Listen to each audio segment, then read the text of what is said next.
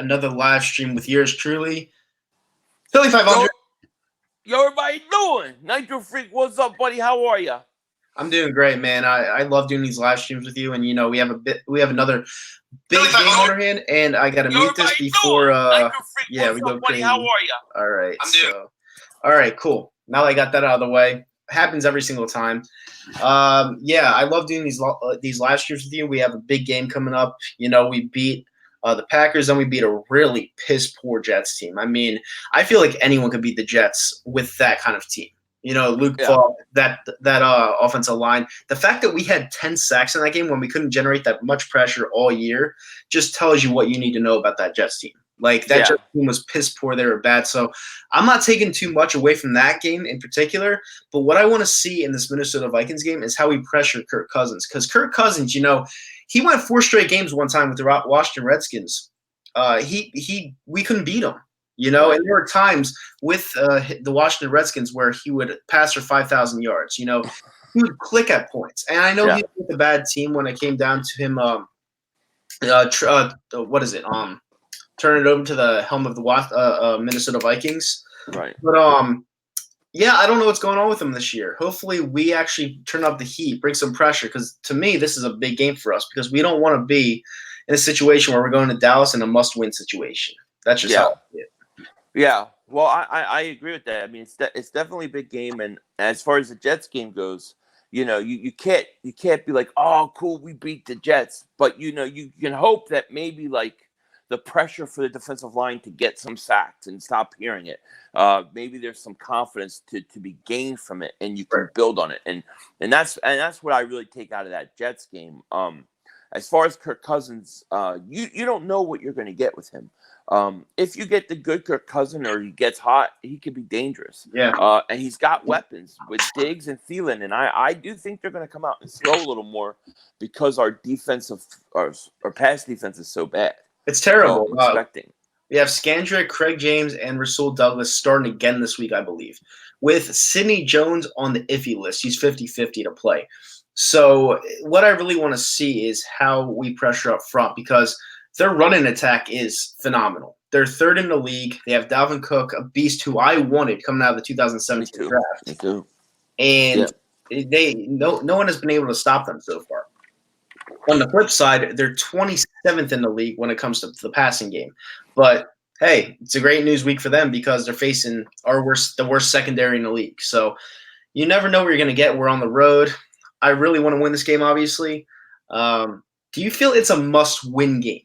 Do you feel like it's one of those games where you must win in order to keep the season at a fair problem? No, I mean I don't feel that it's a must-win, but I feel like if we can pull this game out, I'll feel like what I felt after that Green Bay game was justified. Like I felt after that Green Bay, like we turned a corner. And then you see the Jets game, and you see how the offense played like crap, and you're kind of like, terrible. Maybe we didn't turn a corner. I feel like if we go in there and we beat the Vikings, I'm going to feel like, okay, yeah, we did. We're back on track. I don't think this was a must-game win, but I think it would make that Dallas game a must-game win. Well, yeah, that's the thing. I'm going to Dallas. It's my first time going to Dallas. I'm going with the Green Legion. It should be a awesome good time. But going into that game, Dak Prescott has looked like shit. So he's going to come to that Eagles game where he knows he owns us. Last year he swept us. He beat us in Philly once, I think prior to that 6-0 game back in 2018. We'll just call that a whatever game. Who cares about that game? But Dak Prescott has had a history against us to where he's actually kind of played well against us. Yeah. So in my opinion, I think this is an absolutely must-win game. I think it is because you have to show to the world, not only to your fan base, to the world, that you are still here to play on the big stage. You're going on in a huge environment. You're going on it's going to be a away game, huge environment, and you need to show that you have what it takes to beat these good teams. Because let me tell you something, the Vikings, they're not that good of a team because they have no offense when it comes to the superior defensive teams. But knowing our defense, this might be their week, and it just worries me a little bit because we still don't have that playmaker on offense. Yeah. Sean Jackson isn't back. He doesn't. We can't stretch the field. Our offenses look stale. People are telling me that Carson Wentz hasn't really looked that bad. I mean, you look at his stats. He hasn't looked that. His stats say that he hasn't been that bad. But if you do the eye test like I did last year, there's something missing from his game that I just cannot figure out. And I look at film from 2017 to today, and it seemed like he was making plays on his own in 2017 to where he's relying on his receivers to get open down the field. And it's not happening because you don't have that guy like Deshaun Jackson to stretch the field and open other targets down the field. And I think it's a big problem because if Deshaun Jackson's not coming back anytime soon, you have to sign a receiver trade for a receiver like Odell Beckham Jr., AJ Green. Someone that just stretches the field, opens the game up for everyone else. Yeah. We'll be back to where we need to be. Yeah, well, I mean, like for me, I don't think he's played that bad. I thought the Jets game was bad. I thought the first half of the Atlanta game was bad. But he has done a lot of things to get us to win, and he's gotten no help from anybody. Yeah, for the most part. And what I think, here's my theory on it. Okay, in 2017, Torrey Smith was there. He played the whole year. Yeah, he was old and he was washed up, but he was still good enough of a deep threat that he kept defenses honest and he kept them back. Last year we lose Mike Wallace. This year we've had Deshaun Jackson one game. And what I think defenses are doing when I watch it is they're basically daring the Eagles to throw downfield, throw long. So they cheat everybody up. And that's why it looks like our receivers get no separation. Yeah. It looks like he's throwing in tight windows because they're daring them to go long. And for whatever reason, I think this is where Mike Groh stinks. He's horrible because he doesn't take advantage of that. That's when you got to send Mac Hollins long. They tried last week with Aguilar. He was wide open, but he couldn't track the ball and he got knocked off or overthrown, whatever it was. And I think that lack of deep threat is killing us. I think it kills us. Yeah. My texters, my phone is ringing in. I'm sorry about that. No, that's good. But that's what I think the problem is. That's what I see the problem is that the defenses are not covering the whole field. They're covering mid to short passes. Yeah. And they're everywhere. As soon as they throw the ball, look at the guys and some of the routes. Like as soon as they catch the ball, they get tackled. They're already there. But when you see a couple guys go deep, there's nobody around them. They got to stretch the field and mix it in with the run, and they don't do it. And my biggest disappointment of this year is Nelson Aguilar. Because Nelson Aguilar, to me, is like one of the worst receivers in the league. We thought we got past all of this garbage when it came to his game with dropping the balls, not getting open. And it's anything but. The guy has completely resorted back to his 2016 self. And it's ridiculous because this guy, he has what it takes to be a top receiver in the NFL with his footwork. I think his footwork is actually some of the best in the NFL. But if you don't have hands as a wide receiver, you have nothing. And, he's cost us one game, maybe two games this season. That drop in Atlanta, I must have watched that 1,000 times. I couldn't watch because it was in a position where Carson gives you a lead late in the fourth quarter. Your defense blows it, and he gives you the perfect pass on the run. It's a touchdown. Maybe he goes on to win that game, and we're talking about, hey, look at Carson clutch, right? That's the whole narrative. Right. And one drop by Aguilar changes the whole narrative on this quarterback, and I don't think he deserved it. But then he comes back the next week, and he air fumbles. I've never seen a guy fumble when nobody touches him. No, never. And that's exactly why I'm not making too much off of this Jets game because, I look at our offense during that Jets game. I don't know how good the Jets defense is. I don't follow the Jets. I know they have Jamal Adams, who I die for.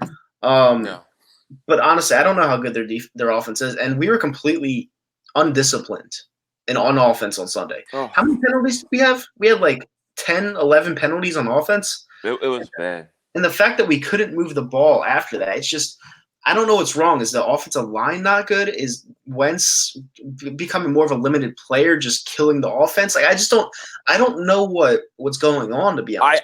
I thought they came out in the opening drive, scored a touchdown. Then they had the pick six. And the way I saw it or perceived it at the time was like they were like, okay, we won this game, and they kind of just checked out. There were 4 drives in that game in a row where they had 2nd and 18, 2nd and 18, Yep. 2nd and 25, and then one was like a 3rd and 30 or something. Like you can't put your offense in that kind of position. The other thing is I do think that Aguilar and Hollins, I don't think Carson trusts them at all. No. He threw to Aguilar one time in 2 weeks. It's Ertz, Alshon, Ertz, Alshon, Goddard sprinkled in, and then the running backs. That's He that as a football player. I used to play football in high school. As a football player, that's what I absolutely despised. When a quarterback doesn't trust a wide open receiver, it doesn't matter if you trust a wide open receiver or not. If they're wide open, you throw it to them. All right. Yeah. If you drop it, it's their fault.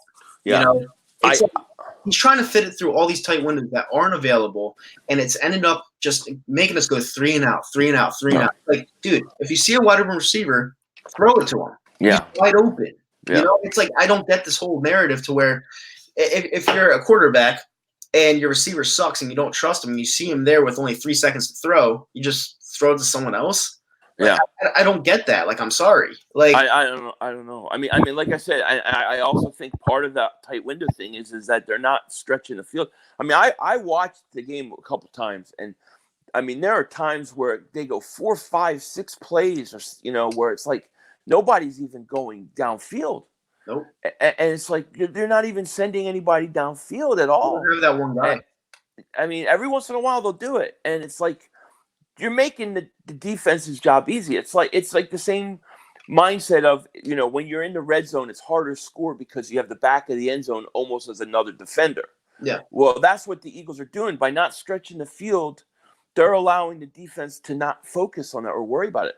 They got to do it even if they don't get it. You know what I mean? Yeah, and this is why I think it's going to be a tough game. Our running attack with Jordan Howard being the feature back, I love that. All right, I'm happy that they finally made it happen. Miles Sanders is going to be a really good player. I understand, but like he's a rookie. Have him sit behind Jordan Howard. Have him get the second tier reps, and just let Jordan Howard do his thing because he's been a beast. Right, but that's the thing. We're gonna have to pound the ball on Sunday. I think their run defense is it's pretty decent, but we're gonna have to pound the ball on Sunday. Just pound it, because if you're not getting those wide open receivers down the field, it's gonna be a long day. Because like I said before, Kirk Cousins has shown really bad games this year. But at the same time, let's be honest, we all know what Kirk Cousins is and what he possesses when he's on. When he's on, he finds a wide open receiver all the time. Yeah. And it'll be a very long day if we don't get something going on offense, like a good game plan, because I don't know. It's one of these games where I know we're 3-point underdogs, I think, Vegas-wise, but it's like one of those games where I'm just like, I really don't know.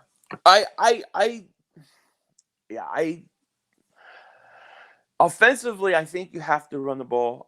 Look, I'm a big Miles Sanders guy. I thought they started him too early. I saw Miles Sanders kind of taking over like week 8, week 9 after he's been there a while. I didn't think they were going to throw him into the fire. By backing off a little bit and giving it to Jordan Howard, I really like that move. But if they can sprinkle the run with some vertical passes down the field, I think they're going to hit. I think they're going to hit on some of them because I think they'll be open. And they'll be able to score points. To me, the whole key really about this whole game is going to be our defensive line getting pressure on Kirk Cousins. Mm-hmm. That's the key. If we get pressure on Cousins, then we're going to win. And I really believe that. All right, and if we don't, what happens? They're going to win. They're going to light us up. Yeah. I think that you're going to see them. I know they're a big. I mean, look, unless they're stupid enough to run. Even though they have Dalvin Cook, we're good against the run. Yeah. But when you have Thielen and Diggs and you look at what every receiver, except for the Jets, every receiver has done against our secondary, I mean, that would be where I'm going. I'm focusing. It'd be my day to make Diggs happy, to make my receivers happy, to make my passing game improve. Pick on the Eagles secondary. Yeah, and not only them beating us would create a spark for them, but it would actually put a dagger in us going into Dallas, because not only are we on the road, we have to travel all the way down. We got to come back to Philadelphia, then travel to Dallas for a rivalry game. Dallas needs to win that game, even though they're playing the Jets this week, because they want to get ahead in the NFC East. So this is why I say it's a must win. because you need to solidify your role in Yeah. the NFC East and tell people that this is your division. This is your division right now, and it's your division for the future. You know, Yeah. you can't let Dallas stomp all over you. They haven't been relevant since what 1995. So I mean, Yeah. like you say, they still stink. They So do. it's just like you can't let Dallas walk all over you. So yes, this is a must-win game because if we go to Dallas and we win this Minnesota Vikings game, there you go. If we win if we win the next two games, and they're in trouble. Everybody's in trouble. Yeah, in this whole conference. I really believe that.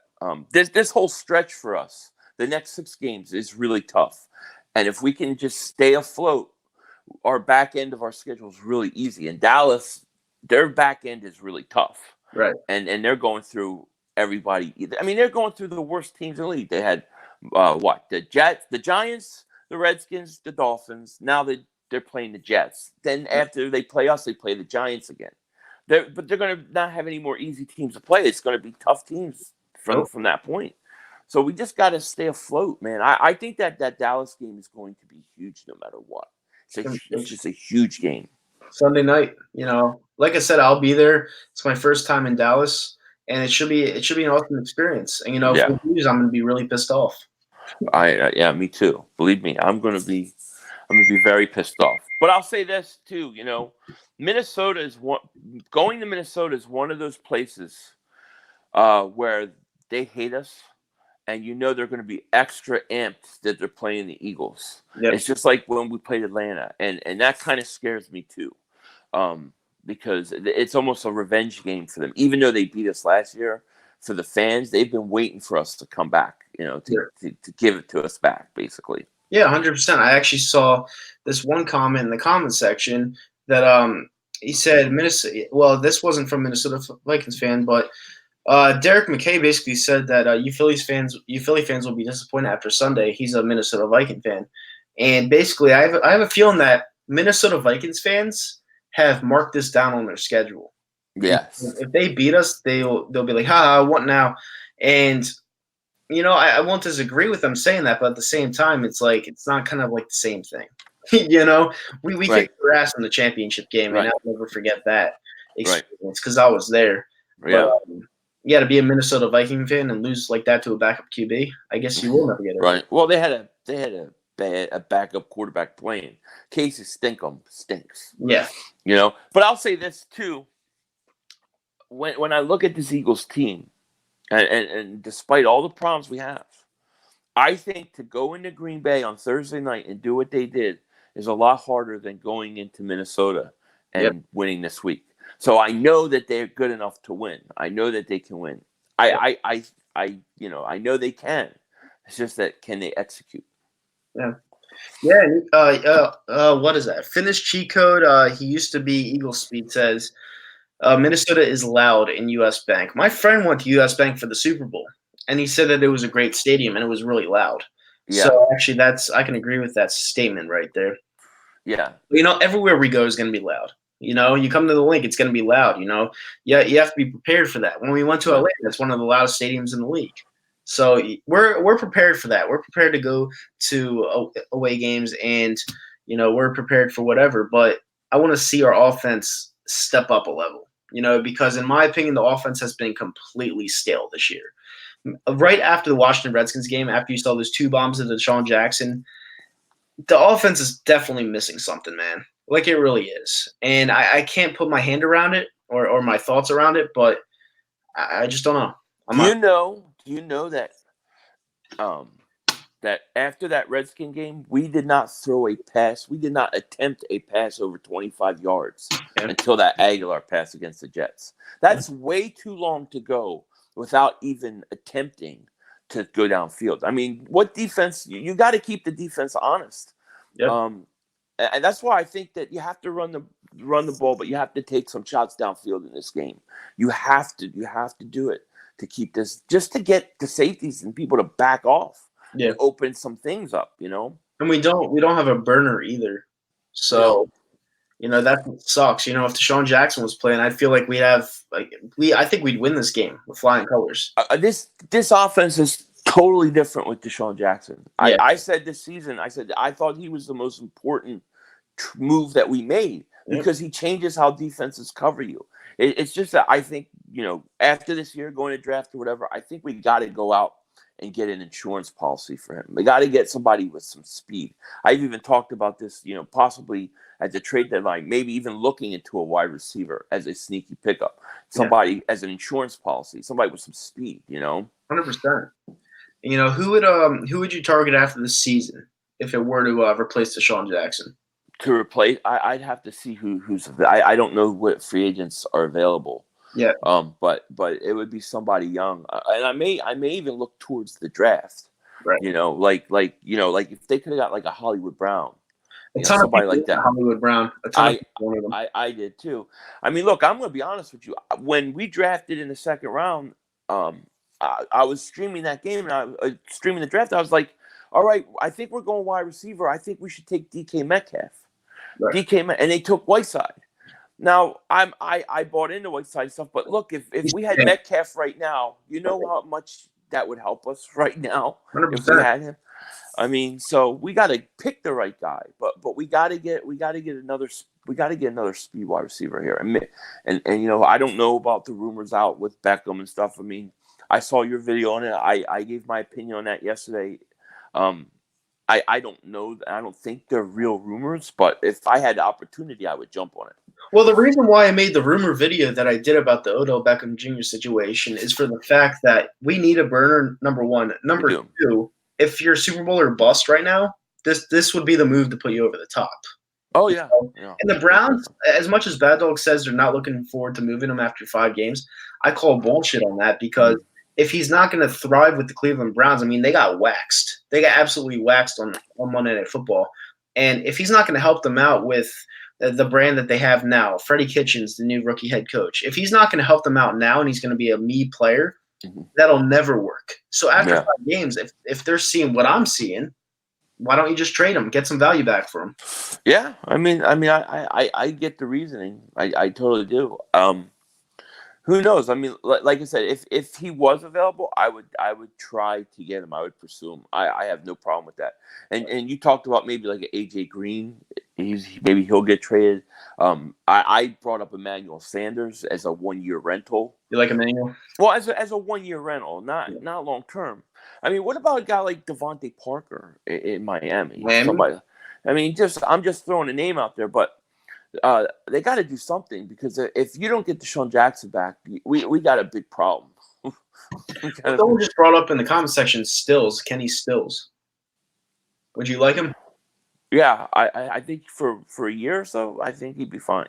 Yeah, Kenny Stills is that burner. But isn't he in Houston now? Yeah, he's in Houston. He went from the Dolphins to the Houston in the offseason. Yeah. But you need that person to keep defenses honest. And I think even though Torrey Smith was shot, he still had enough speed that he did that.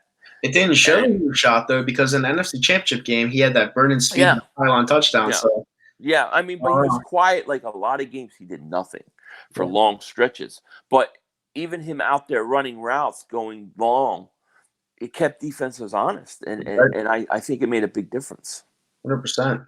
And listen, we got to do something. We got to do it now because people are telling me that, the Eagles are going to win the Super Bowl again. And I'm looking at teams like the Saints and the Patriots, and I'm like, the Saints are doing what they're doing without Breeze. Imagine when they get him back with the way the defense is playing. Like, they're going to be a really tough team to beat down the road. We need something that can match them because the way I see it, they're going to have home field advantage again. And we're going to have to go down to New Orleans, and that's not easy. No, it's not easy. I thought last year we were the hottest team in the league. We went in there, we went up 14 points, and then took a nosedive, and that was our chance. That's not always going to happen with the Saints. The Saints aren't always give you a 14-point lead in the playoffs. No, they don't. Not at all. You need somebody who can stretch the field. You need a deep threat. You need somebody that can score right away. Yeah. We need Deshaun back. That hopefully he comes back. I know that there was rumors that it was sports hernia. Yeah. And after hearing Doug and stuff, I'm not sure I buy that anymore. So I just hope he gets healthy soon, and when he comes back, come back. I don't care that he misses this game if he's there for Dallas. If he's ready, if he's playing in that Dallas game, it'll be huge for us. Detrimental. In that turf stadium where he completely owns it throughout his career, that one what was it, 90-yard touchdown pass from Michael Vick to run it down, all the way down, and then fall backwards into Yeah. I think he had a bad ankle that game too. Yeah, I remember he completely owns that stadium, and that would definitely be the spark that we need. Yeah. Unfortunately, I don't think Deshaun Jackson is suffering from a minor injury. I think he has a sports hernia, and I think the abdominal, the ab thing is all BS. I think it's something a lot deeper, and I just think that he tried to avoid surgery because he knows his body, but there's something deeper than that because and you heard the reports about the doctor who recommended surgery. He would be out 6 weeks. Yeah. And that was week 2. It's like, I wish he would have done it because we've been talking about a couple of weeks from now he's back. Yep. But just got to hope he can basically tough it out, I guess. Yeah, it's going to be tough, but we definitely need him back because right now our offense is so stale, man. It really is. And I know a lot of fans are like, yeah, we're great. We're going to be a dynasty. We won the Super Bowl. We'll be all right. But in my honest opinion, I don't like to be that Debbie Downer. But the way I see the team, I go to the games and I'm so tired by the end of the games. I'm wiped out. So I watch the games and I'm like, I feel like this team is just playing in slow motion. It's like there's something missing. You want that one big drive, like against the Detroit Lions. You need that one big drive when you're down 14 points. And they just go 3 and out. And I just don't feel like the Detroit Lions are that kind of team that is supposed to shut us down in our own place. Right.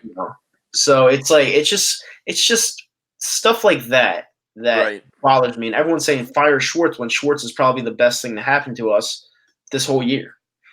Well, I mean, it's really, and I'm a guy who admittedly does not like his scheme. I think he's a good coach. He's a competent coach. I just don't like the scheme he runs. You don't like the cornerbacks playing off the ball. I'm old school. I'm Buddy Ryan, Jim John. I believe you blitz, you disguise blitzes, you bring it, you do all sorts of things like that. He doesn't like to do it.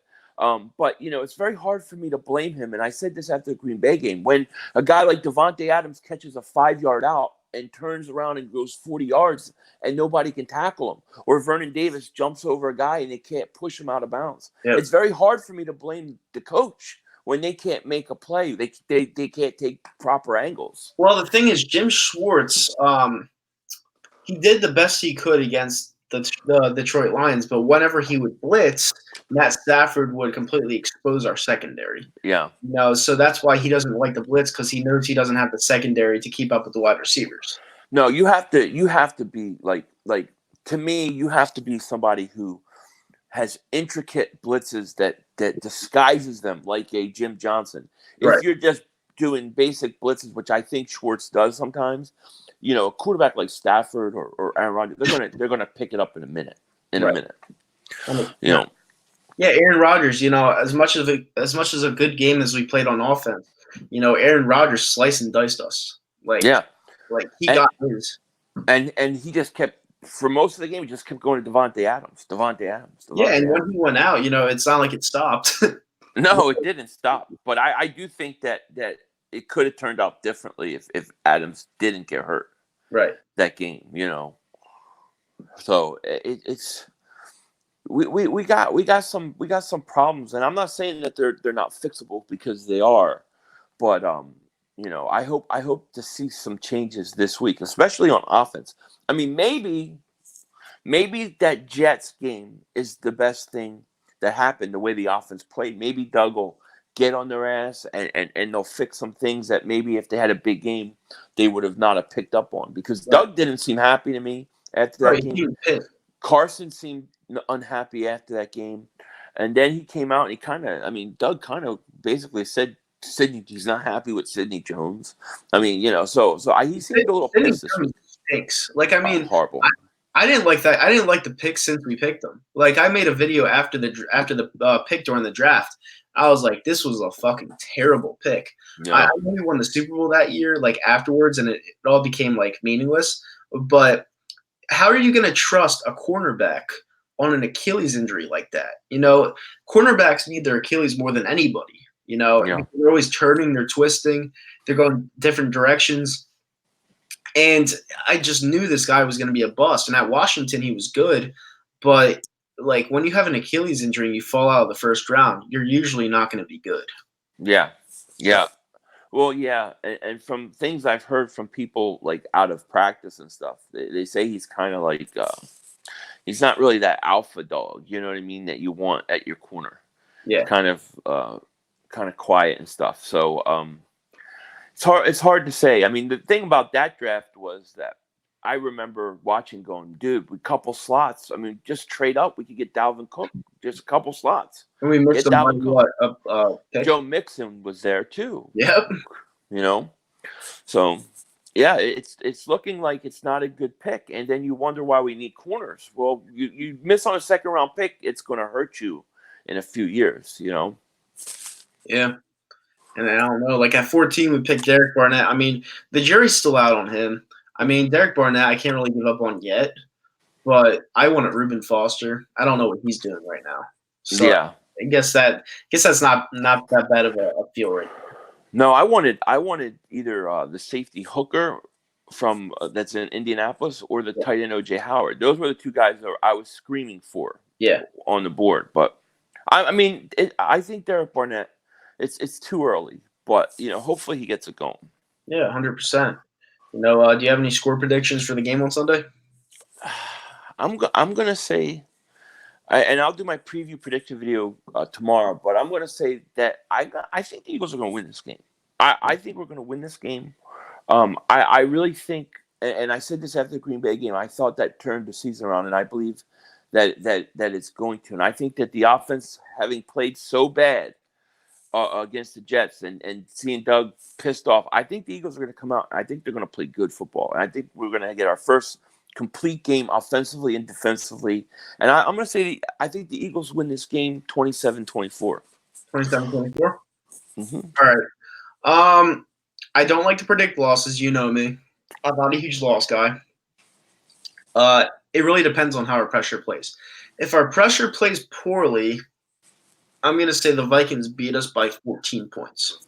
All right. If our pressure comes to play, I say we beat them by 14 points.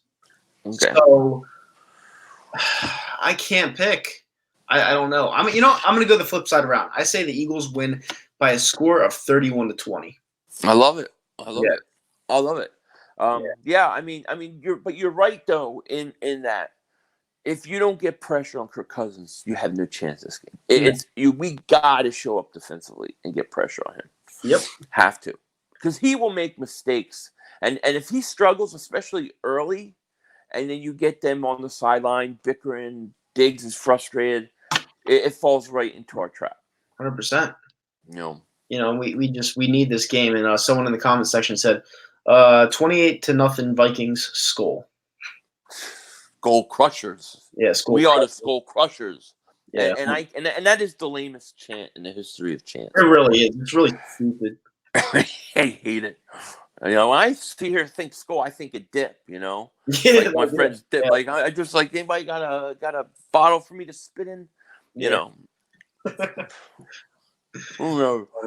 But I mean, I just feel like I really do. I felt like that Green Bay game, we found our identity.